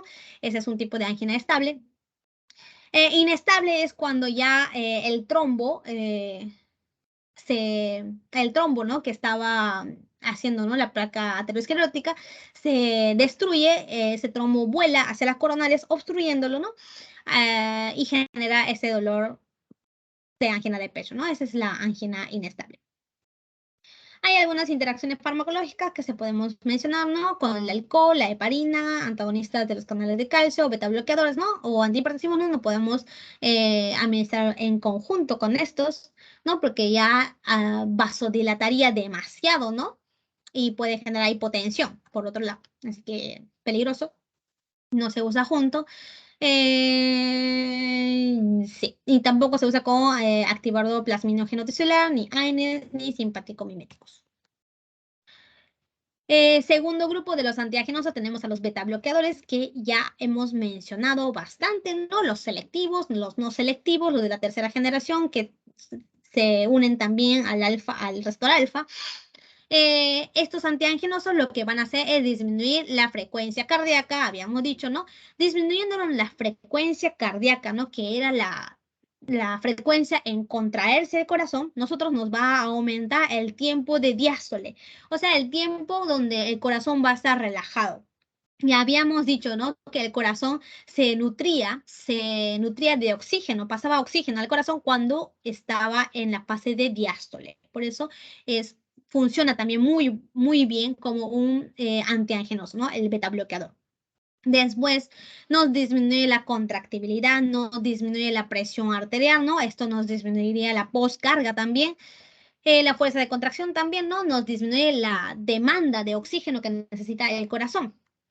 También nos aumenta, ¿no? El flujo subendocárdico, ¿no? Al disminuir la presión de contracción.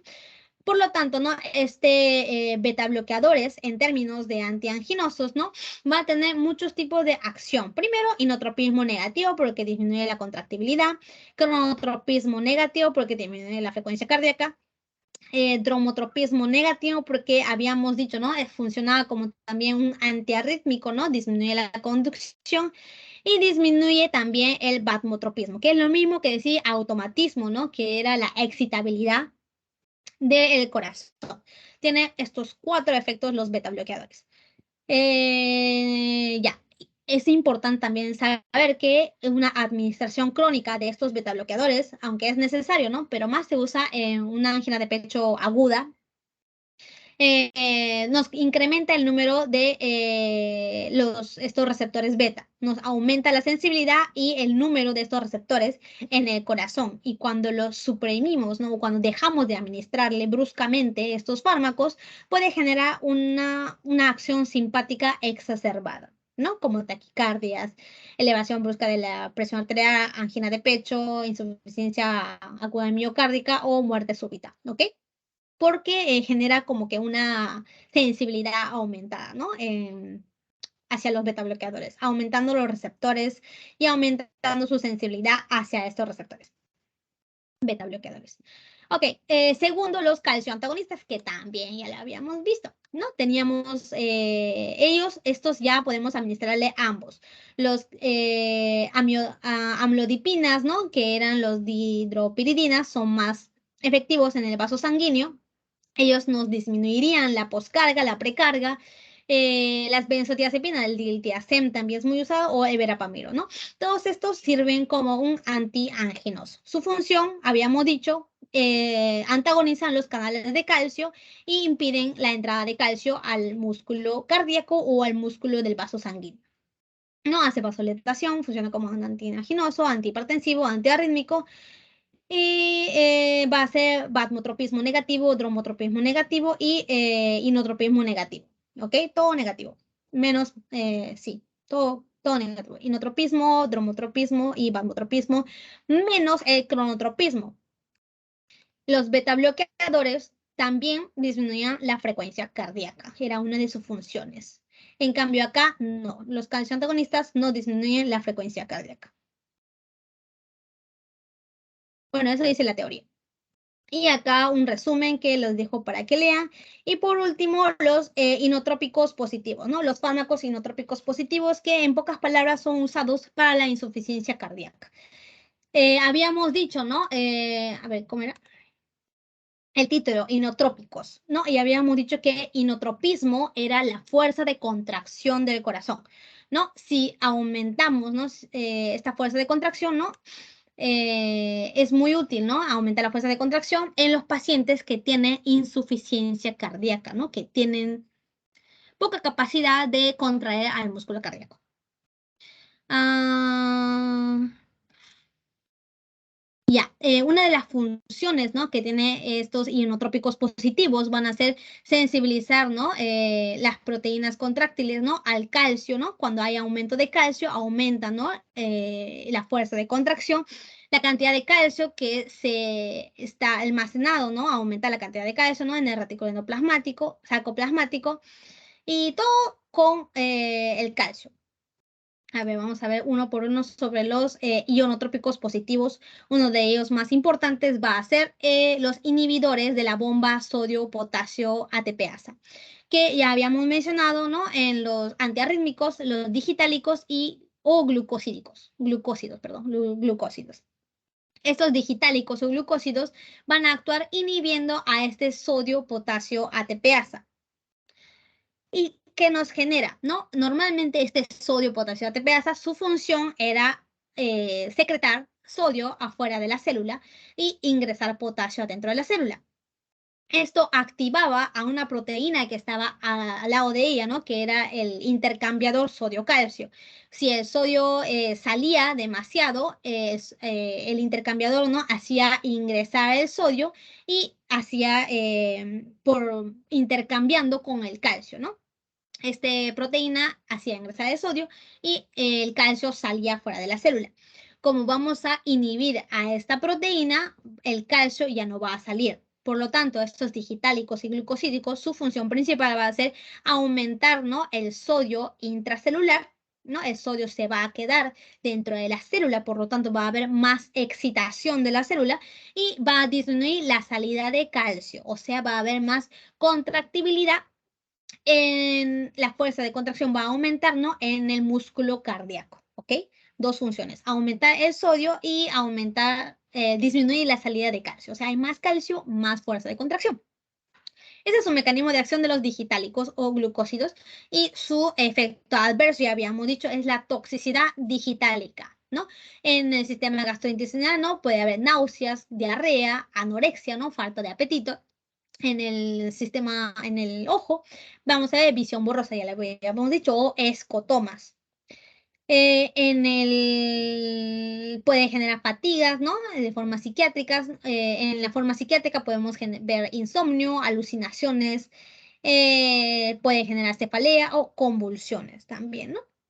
Esta toxicidad digitálica. También les va a venir mucho en el examen, ya he visto, ¿no? En los exámenes finales, ¿no? Sobre esta toxicidad digitálica en un caso clínico, por ejemplo, donde les dicen, ¿no? Paciente que tiene insuficiencia cardíaca, ¿no? Por 5 años, que estuvo bien con un fármaco, pero que le añadieron un fármaco y le aparecieron, ¿no? Anorexia, náusea, visión borrosa, y le tomaron un electrocardiograma y se vio un vigeminismo y una cubeta digitálica. ¿Qué fármaco se le ha agregado a este paciente? Un digitálico. Y así, ¿no? También hay efectos en el electrocardiograma que se puede ver, que es el vigeminismo, ¿no? Que son dos puntas seguidas, acá y acá, por ejemplo, y en la cubeta digitálica, ¿no? Es este efecto, ¿no? Que nos genera los digitálicos en el electrocardiograma. Característicos de estos fármacos.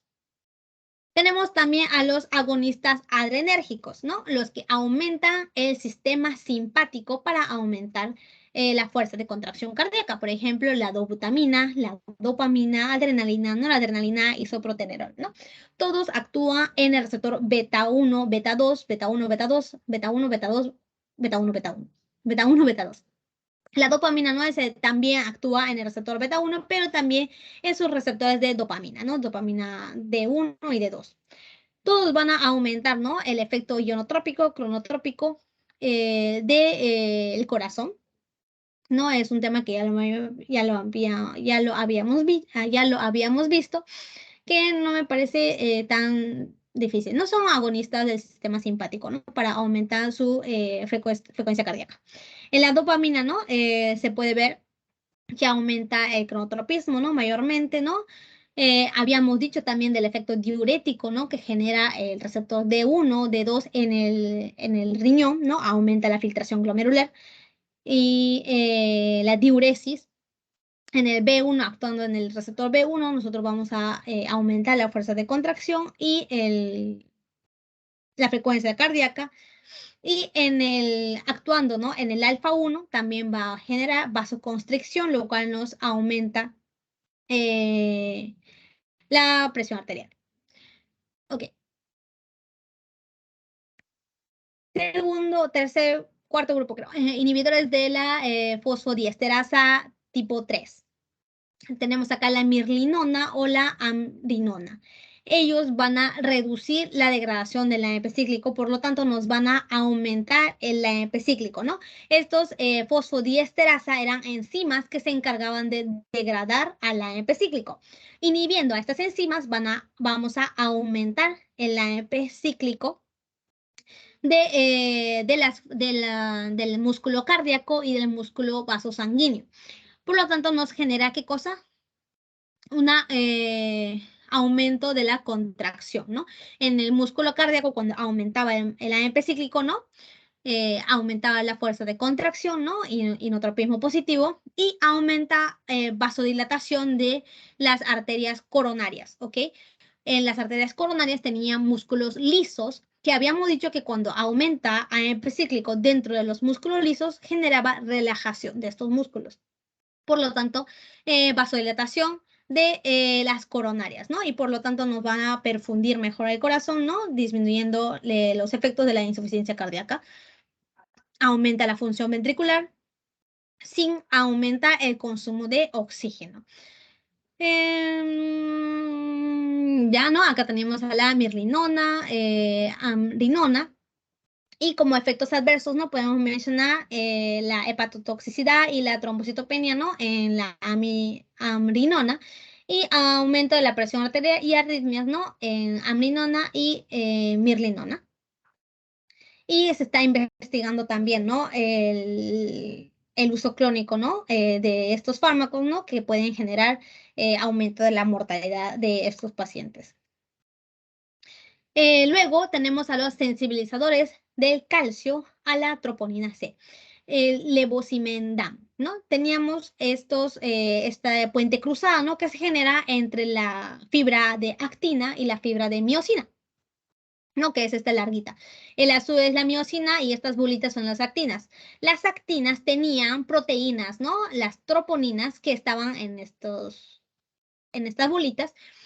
Y el calcio se unía a estas troponinas, cambiando, ¿no? La configuración estructural de estas fibras para que se puedan unir junto con la miosina, ¿no? Para que haya un puente cruzado entre la actina y la miosina.